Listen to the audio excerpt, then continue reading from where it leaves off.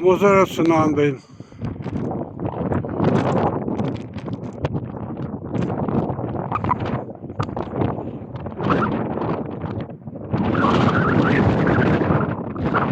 Rüzgar çok fazla. Kuvvetli esiyor.